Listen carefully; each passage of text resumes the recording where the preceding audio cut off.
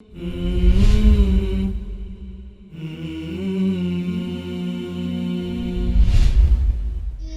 الرجيم بسم الله الرحمن الرحیم الحمد لله رب العالمین الرحمن الرحیم مالک یوم الدین ایاک نعبد و ایاک نستعین اهدنا الصراط المستقیم صراط الذین أنعمت عليهم غیر المغضوب عليهم ولا الضالين آمین.